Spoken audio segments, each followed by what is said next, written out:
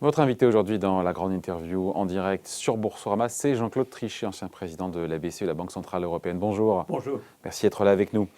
Voilà, en France, on a ce nouveau reconfinement donc, qui démarre ce soir à minuit pour un mois minimum, vraiment minimum, parce qu'on se dit que pour faire baisser le nombre de contaminations nouvelles du niveau où on est à 5000, ça pourrait prendre plus de temps.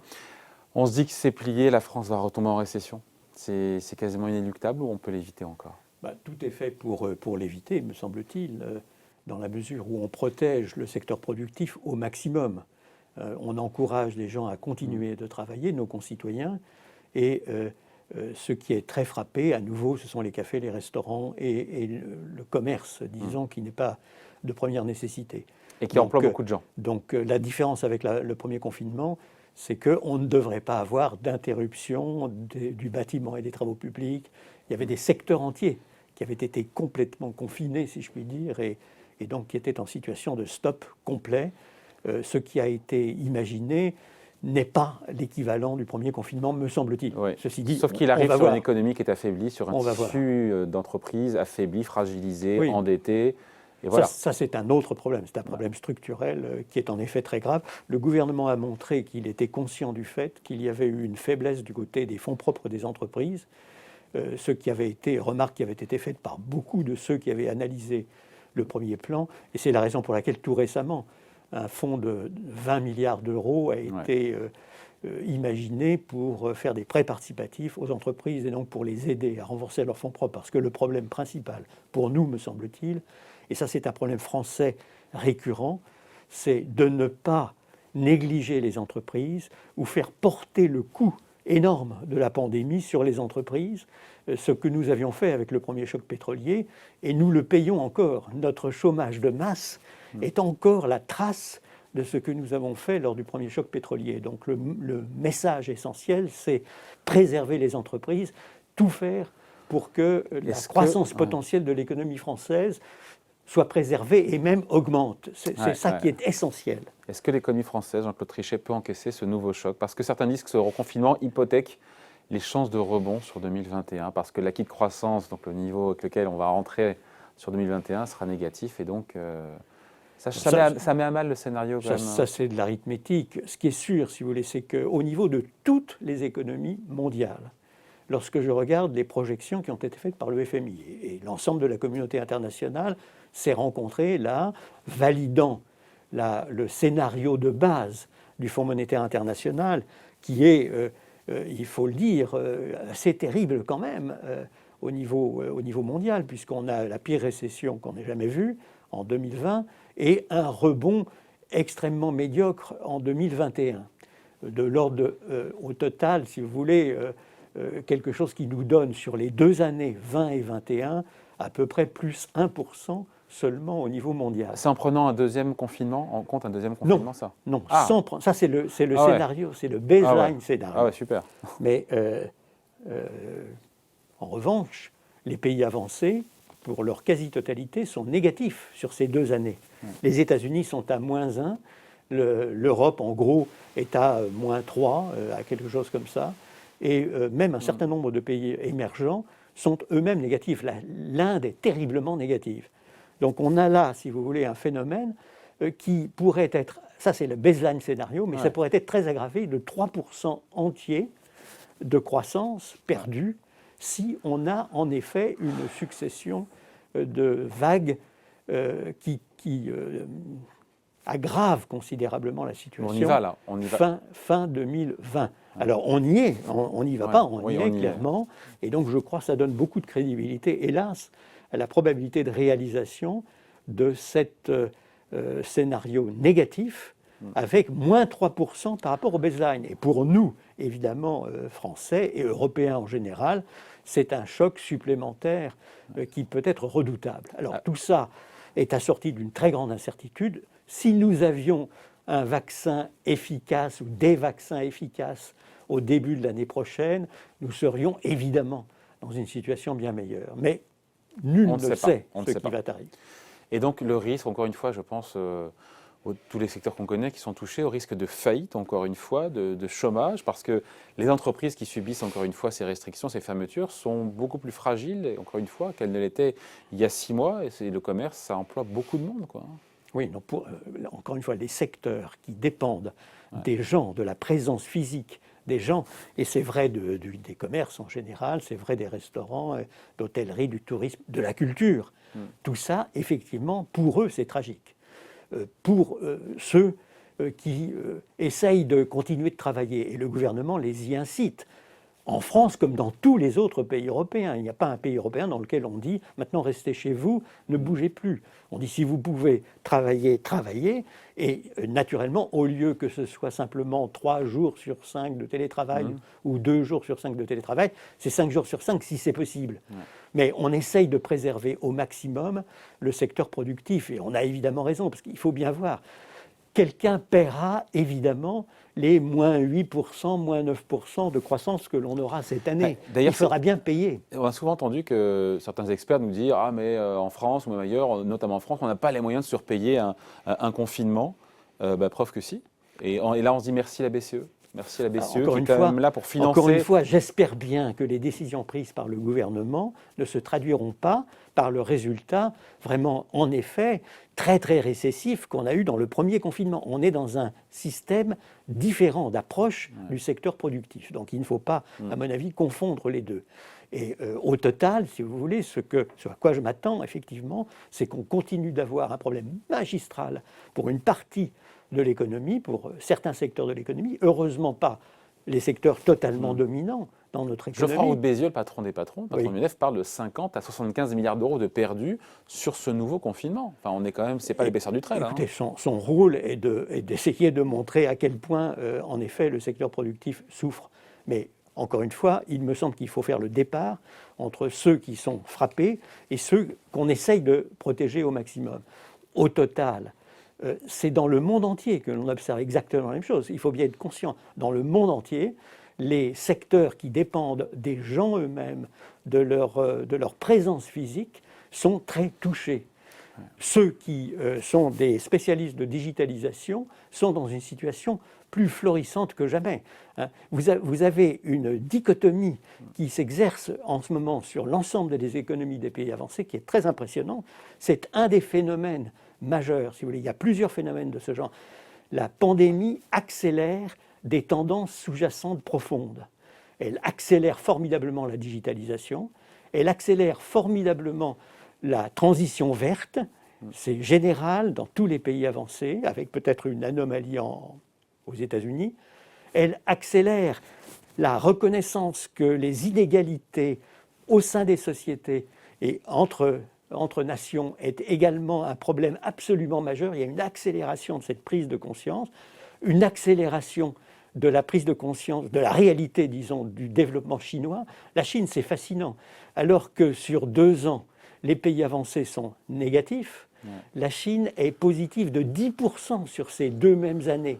Et l'Inde est négative elle-même sur ces 2 mêmes années. Donc on est en présence, si vous voulez, d'une confirmation éclatante de cette tendance. Alors que la pandémie est partie de chez eux. C'est quand même l'ironie de l'histoire. Oui, enfin, elle est partie de chez eux. Ils ont pu, pour des raisons d'ailleurs à la fois culturelles et d'autoritarisme, c'est un euphémisme, qui est consubstantiel à leur société. Ils ont pu régler le problème assez bien.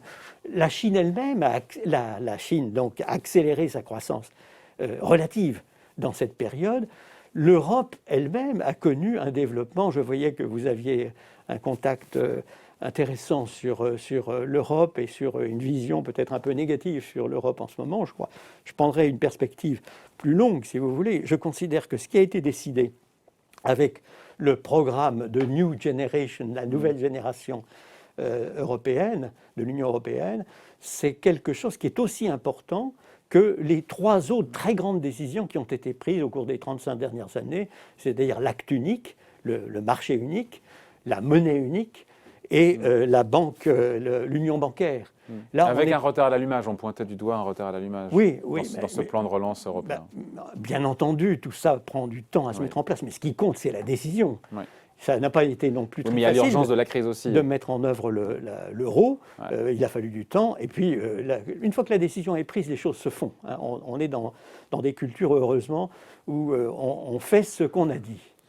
Un petit mot juste, pour le coup, il y aura un choc sur les finances publiques. On a entendu Jean Castex dire moins 20 milliards pour les entreprises. Il va y avoir effectivement de nouvelles dépenses d'urgence de la part du gouvernement en France, avec déjà 10% de déficit public cette année, avant, encore une fois, ce reconfinement.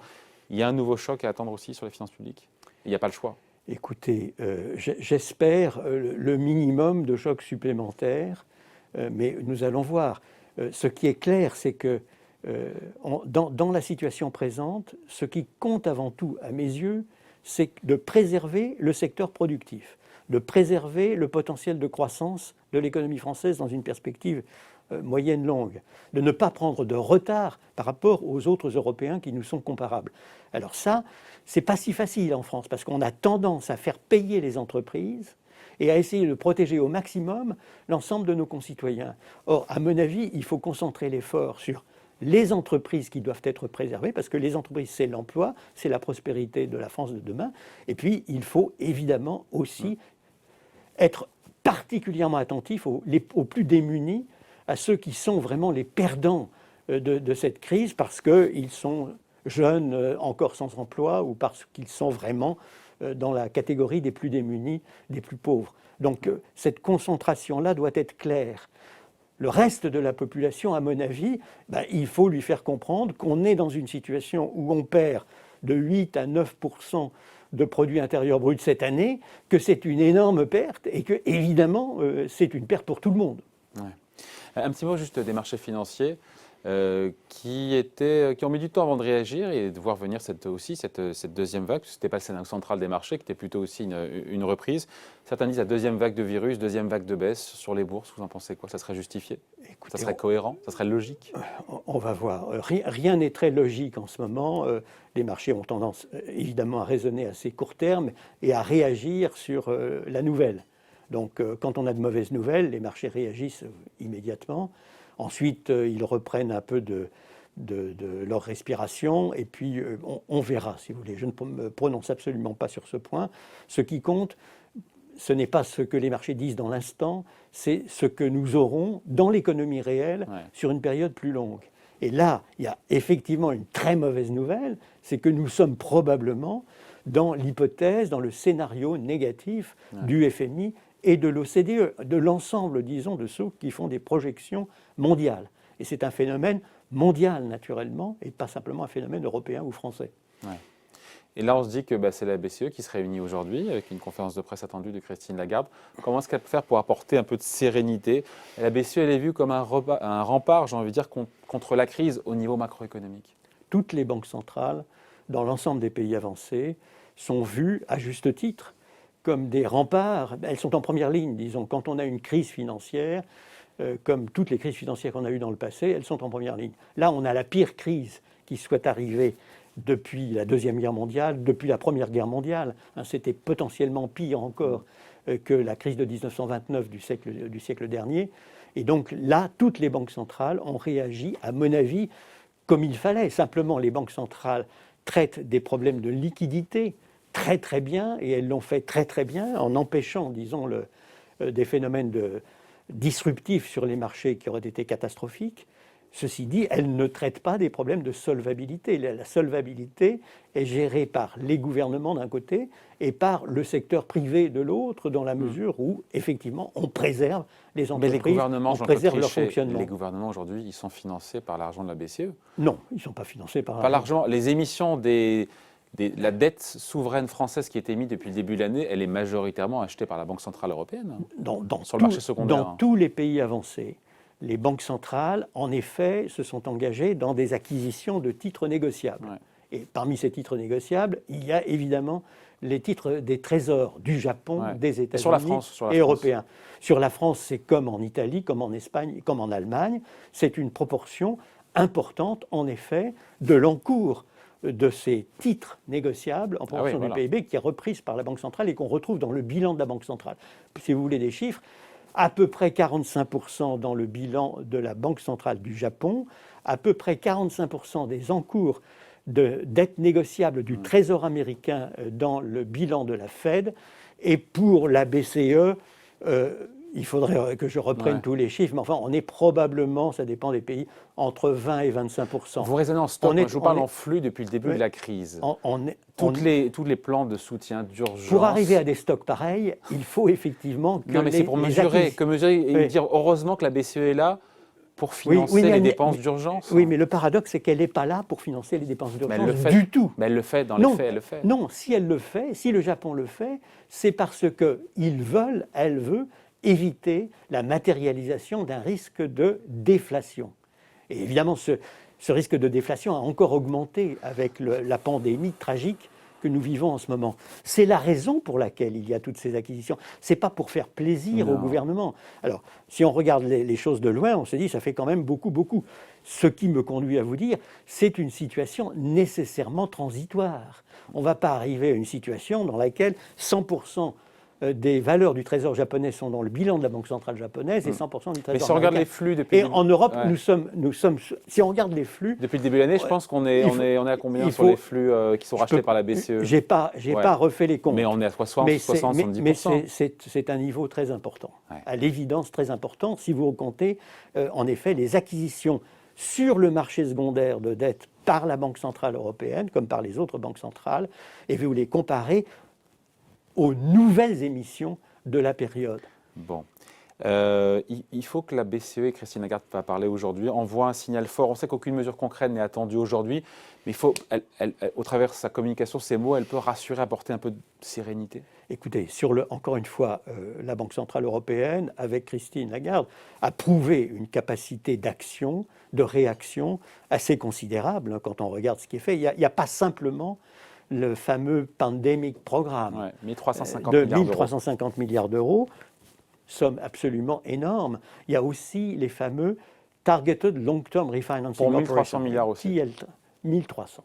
Donc on est en présence de sommes qui sont gigantesques. Mais il faudra en Et faire d'ailleurs, plus. quand on regarde le bilan de la Banque centrale, on voit que ce sont les TLTRO qui constituent maintenant une énorme part du bilan de la Banque centrale, qui est la contrepartie, disons, de ces octrois de liquidités. C'est beaucoup plus important que le programme pandémique, les TLTRO.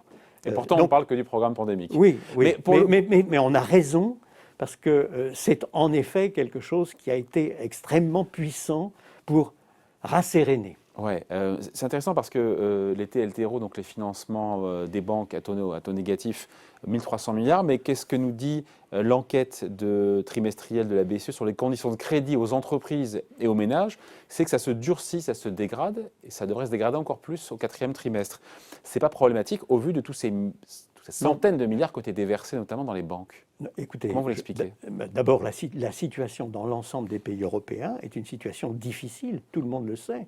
Les entreprises elles-mêmes ont augmenté, en France par exemple, l'augmentation de l'encours de dette des entreprises françaises sur quelques mois est de l'ordre de 157 milliards. Mon souvenir est que c'est quelque chose de cet ordre de grandeur. Donc c'est gigantesque, 152 milliards d'euros entre mars et juin.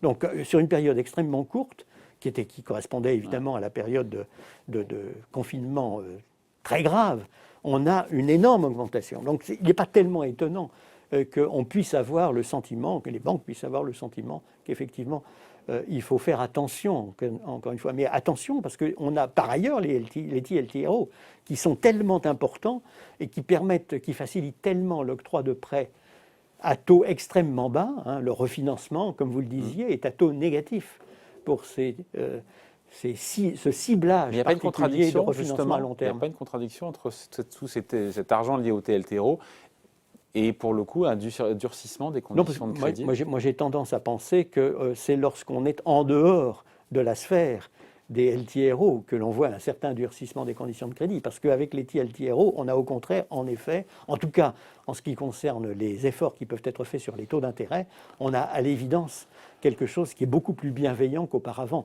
et qui est très utilisé. Je vous renvoie au bilan de la Banque centrale qui est impressionnant de ce point de vue. Est-ce que les banques commerciales doivent se préparer à une vague d'impayés parce qu'on a ce scénario de double dip, de nouvelles récessions qui se profilent? C'est la raison pour laquelle il faut être très attentif, en effet, aux fonds propres des entreprises. Si j'ai un message, c'est les entreprises doivent être la cible centrale, il faut les préserver, il faut prendre en compte leur situation réelle. Certains sont dans une terrible situation, il faut en tenir compte. Ceci dit, il faut préparer l'avenir.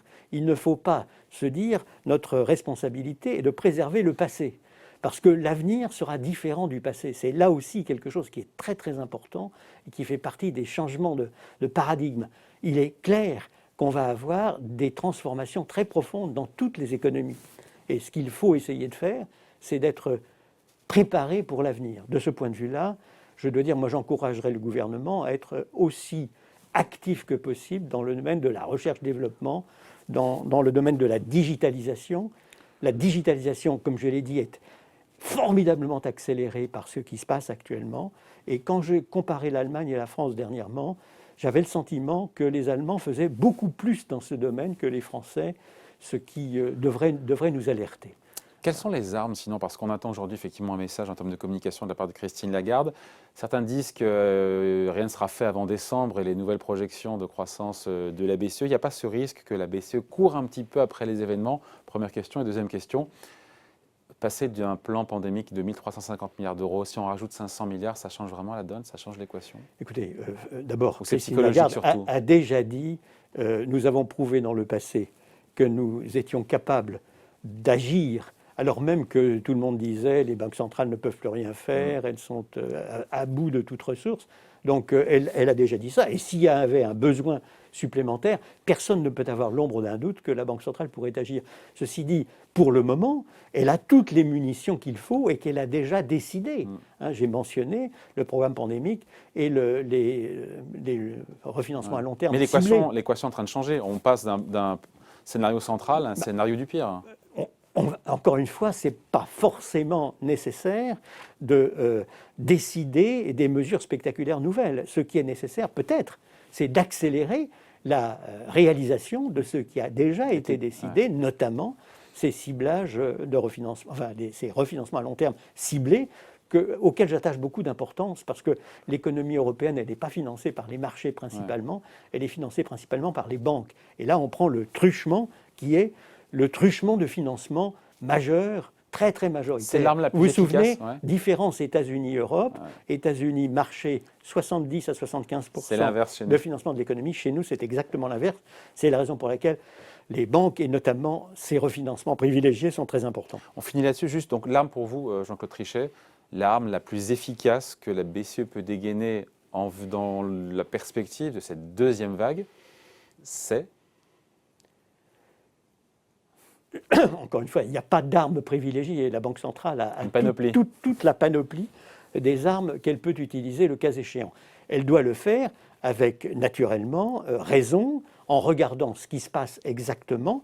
J'espère, encore une fois, que dans tous les pays européens concernés, le nouveau confinement sera différent en ce qui concerne son impact sur l'économie par rapport au précédent confinement. Ça, c'est un point très important. Peut-être suis-je un peu optimiste là, mais en tout cas, je sais que c'est l'intention de tous les gouvernements concernés. Ouais, avec des stop and go, encore une fois. Il n'y a pas l'ombre d'un doute. Non, parce que normalement, par rapport au précédent confinement, il ne doit pas y avoir de stop. Et je vous donne simplement l'exemple du bâtiment travaux publics. C'est quand même un élément très important de l'économie. Qui explique d'ailleurs, paraît-il, un écart de performance économique entre la France et l'Allemagne vient notamment du BTP. Bien sûr. Non, il y a là un élément important. Mais si je résume, si vous voulez, la Banque centrale européenne a démontré son agilité. Et elle continuera de démontrer, à mon avis, son agilité, comme d'ailleurs les autres grandes banques centrales. Je pense évidemment surtout à la Banque centrale des États-Unis. Ceci dit, l'agilité, c'est le maître mot pour l'ensemble de nos économies. Il faut qu'on soit capable de s'adapter au monde nouveau qui est là. Il est déjà là. D'ailleurs, on le voit avec cette transformation digitale qui est absolument monumentale. Et donc, il faut être agile, préserver les entreprises, tout faire pour qu'on ait plus de croissance potentielle dans une perspective de moyen-long terme. Et là, c'est le message principal pour l'ensemble, disons, de ceux qui prennent des décisions en France, en Europe et dans le monde. Après, de vous à moi, on a quand même pris un coup sur la tête, psychologiquement, ce qui nous arrive là. personne ne pensait que cette seconde vague arriverait aussi vite, de manière aussi violente. C'est évident. Hein? C'est évident partout, c'est évident aussi bien en Allemagne. En Suisse, moi je regarde la Suisse d'assez près parce que c'est un pays qui est souvent exemplaire en matière de gestion. Clairement, ils ont la même surprise que les Espagnols, que les Français, que les Belges, que les Néerlandais. Donc on voit le même phénomène partout en Europe.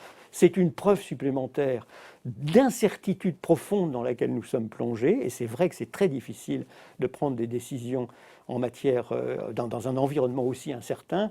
Ceci dit, je reste convaincu qu'il est très probable que l'on va avoir un vaccin ou des vaccins qui seront efficaces au niveau mondial, probablement dans le premier semestre de l'année prochaine. Et là alors, on pourra peut-être se retrouver dans une situation très différente, mais il y aura le prix à payer pour la pandémie qui aura, dans cette hypothèse-là, disparu, un prix à payer très élevé. Il ne faut pas que le prix à payer soit des entreprises et une économie exsangue, affaiblie et du chômage supplémentaire, ce qui serait particulièrement dramatique. Donc il faut anticiper, être agile et voir quelles sont les tendances profondes. La digitalisation est une tendance ultra profonde, l'économie verte aussi, et c'est dans ces directions, et c'est la raison pour laquelle j'évoquais le problème de faire le plus d'efforts possible en matière de recherche-développement et de digitalisation. Bon, merci d'avoir été avec nous, Jean-Claude Trichet, c'est toujours un plaisir. C'était un plaisir. Ancien président de la Banque Centrale Européenne, invité de la grande interview en direct sur Boursorama. Merci. Au revoir. C'était un plaisir.